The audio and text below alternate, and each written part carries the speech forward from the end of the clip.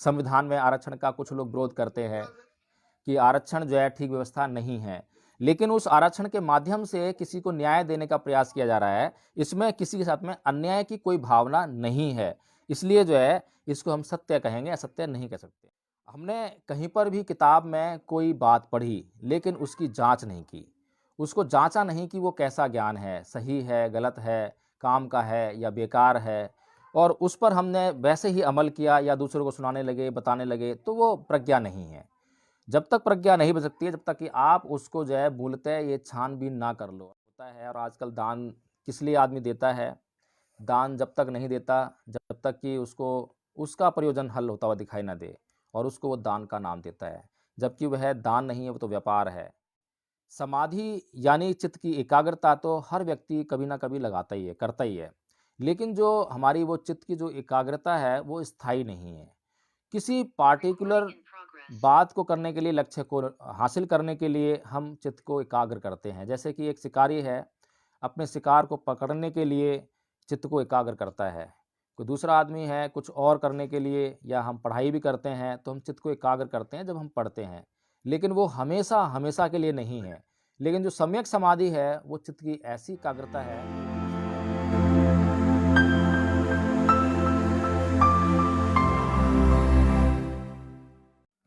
इसके बाद जो है सम्मासती है, जिसकी चर्चा बहुत बार करते हैं कि हर पल जागरूक रहना, और जागरूक रहकर उसको काम को करना, उसको सोचना।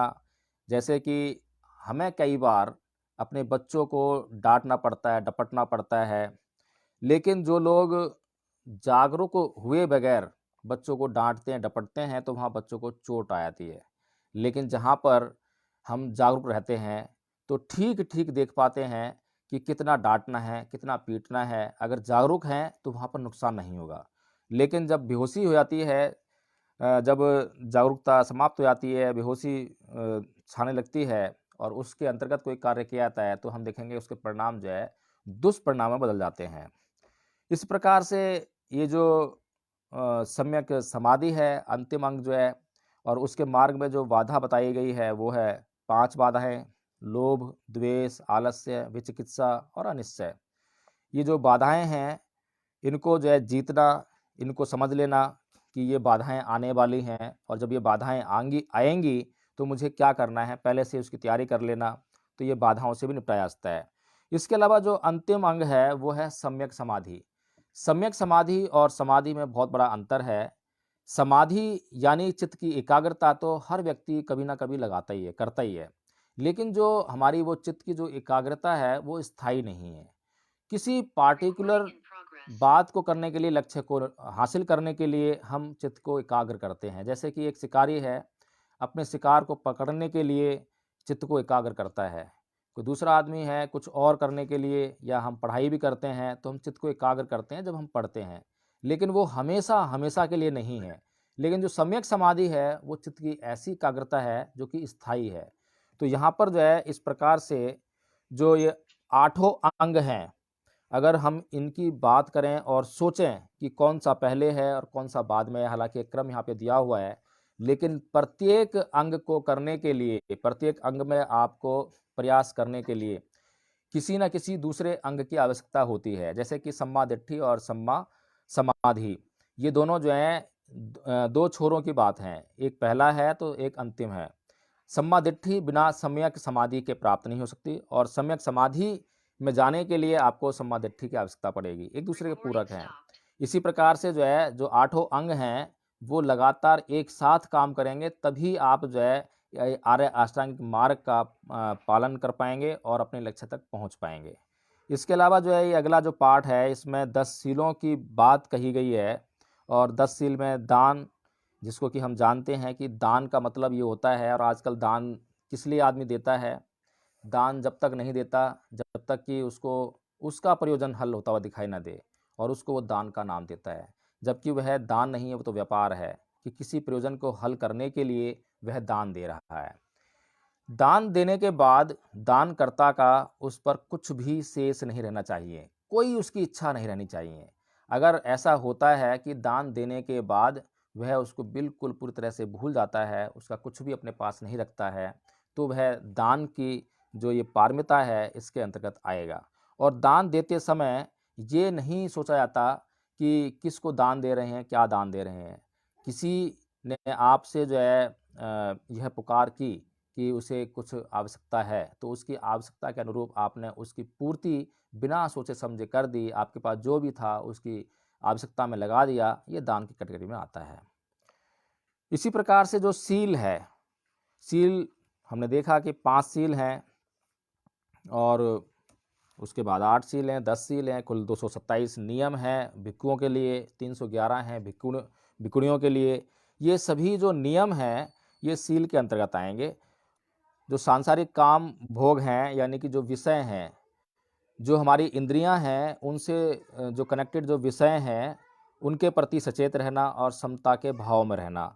जो हमारी इंद्रियां हैं वो हमें समझ में आता है कि वेदना का कारण बनती हैं, वेदना उत्पन्न करती हैं, उसमें सुख वेदना, दुख वेदना और ना सुख ना दुख वेदना की अनुभूति होती है हमें।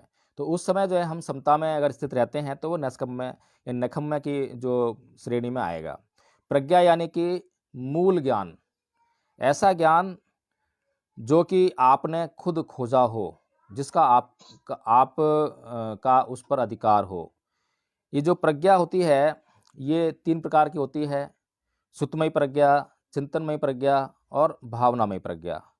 तो ये जो सुतमयी प्रज्ञा जैसा हम जानते हैं, किसी से सुन लिया ज्ञान या कहीं पढ़ लिया ज्ञान, और चिंतनमय प्रज्ञा जो सुन लिया है, पढ़ लिया है, उस पर चिंतन मनन कर लिया है। उसके बाद जो भावनामय प्रज्ञा है ये बहुत महत्वपूर्ण है, यानी कि जो स्वयं की अनुभूति पर स्वयं के अनुभूति के आधार पर उतारा गया ज्ञान, यानी स्वयं उसको इस्तेमाल किया हो। हमने कहीं पर भी किताब में कोई बात पढ़ी लेकिन उसकी जांच नहीं की, उसको जांचा नहीं कि वो कैसा ज्ञान है, सही है, गलत है, काम का है या बेकार है, और उस पर हमने वैसे ही अमल किया या दूसरों को सुनाने लगे, बताने लगे, तो वो प्रज्ञा नहीं है। जब तक प्रज्ञा नहीं बन सकती है जब तक कि आप उसको जो है मूलतः ये छानबीन ना कर लो। और आज हमारा समाज जो है इसका शिकार है कि उसके भीतर प्रज्ञा का अभाव है, प्रज्ञा उत्पन्न ही नहीं हो रही है। प्रज्ञा उत्पन्न नहीं हो रही है तो वो जो है समझ नहीं पा रहा है, लेकिन प्रज्ञा उत्पन्न करने के लिए बड़ी मेहनत लगती है, जांच करनी पड़ती है, लेबोरेटरी जाना पड़ता है, किताबें पढ़नी पड़ती हैं। अब इतनी जांच का जोखिम कौन उठाए, इसीलिए जो है मान लेने की व्यवस्था में आदमी पड़ जाता है और हमारा समाज फंसा हुआ है। इसके बाद जो 5वीं पारमिता है वो है वीर्य, जिसको कि प्रयास के रूप में हम देखते हैं। अभी हमने पढ़ा था सम्यक प्रयास जो थे, तो हम लोग जो प्रयास करते हैं वो हमारे उचित होने चाहिए और जो हमने लक्ष्य अपने हाथ में लिया है उसके अनुरूप हमारे प्रयास होने चाहिए। तीसरा है खंति शांति, यानी कि क्षमा। आपके अंदर जो है हमेशा क्षमा करने का भाव रहना चाहिए। यदि आप अहिंसा का पालन करना चाहते हैं, आप चाहते हैं कि वास्तव में अहिंसा का पालन आप कर सकें, तो आपको जो है दूसरों को क्षमा करने का जो जितना भी बल है आपके अंदर होना चाहिए, हर स्थिति में क्षमा करने का। आप इफ्स एंड बट्स नहीं कर सकते कि नहीं नहीं उसने ये गलत काम किया था इसलिए मैं उसे क्षमा नहीं कर सकता, ऐसा नहीं है।